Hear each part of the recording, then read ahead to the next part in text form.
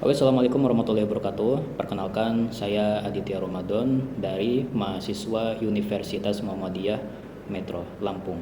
Di sini saya ingin mempresentasikan suatu tugas dari ujian akhir semester, yang mana ujian ini diambil dari mata kuliah teori-teori komunikasi. Jadi teman-teman, di sini akan disebutkan apa saja sih teori-teori komunikasi. Sebenarnya itu ada banyak sekali ya. Akan tetapi di sini ada beberapa yang paling sering dipelajari di mata kuliah perkuliahan ilmu komunikasi sendiri. Oke teman-teman, jadi di sini akan disebutkan ada beberapa teori-teori komunikasi yang perlu kita ketahui.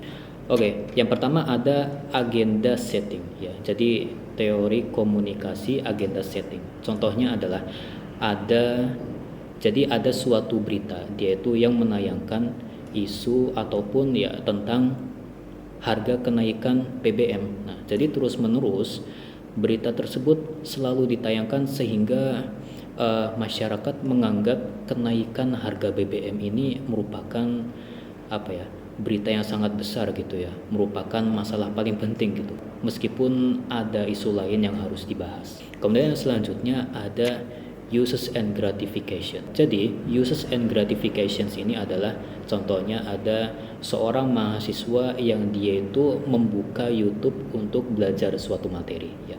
Dan juga ada suatu mahasiswa lain, dia itu mengambil pelajaran lewat TikTok, dan ada juga yang lain itu mengambil pelajaran lewat Instagram. Nah, jadi mereka memilih media untuk kebutuhannya masing-masing. Jadi sebenarnya ada banyak media-media ya, seperti tadi yang sudah disebutkan ya, seperti TikTok ya, ataupun YouTube itu sendiri, atau bisa langsung lewat atau lewat Google juga ya, bisa gitu ya. Kemudian yang selanjutnya ada teori kultivasi ya. Jadi teori kultivasi ini ya contohnya orang yang setiap hari itu menonton berita yang menayangkan tentang kriminal gitu ya. Nah, tentang kriminal ya, ataupun tentang yang lain ya sejenisnya gitu. Sehingga ia mulai merasakan di lingkungannya itu berbahaya gitu ya.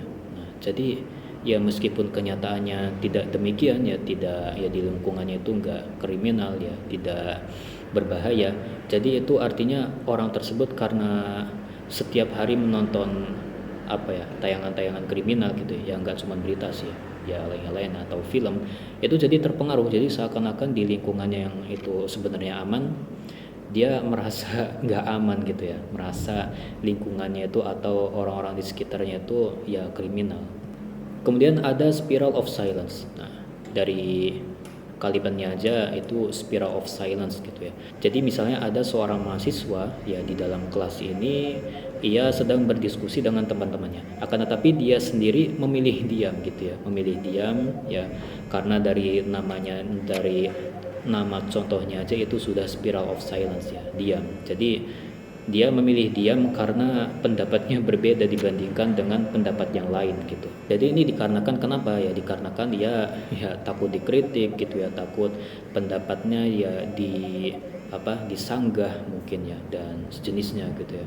Oke, kemudian selanjutnya ada komunikasi persuasif ya. Jadi contohnya komunikasi persuasif ini ada seorang ustadz ya, atau seorang pendakwah, ini ia menyampaikan ya tentang ibadah ya, tentang sholat, tentang sedekah, menyampaikan dalil-dalilnya gitu ya, bukti-buktinya gitu misalnya, sehingga banyak jamaah terdorong untuk melakukannya gitu ya, untuk bersedekah ya ataupun yang lainnya. Kemudian yang terakhir adalah ada komunikasi framing ya. Komunikasi framing ini yang paling masyhur gitu ya, yang paling banyak digunakan.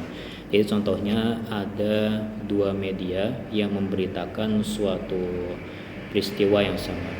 Jadi media pertama ini menulis aksi damai ribuan mahasiswa misalnya. Kemudian sedangkan media kedua itu menulis aksi demo mahasiswa itu menyebabkan kemacetan.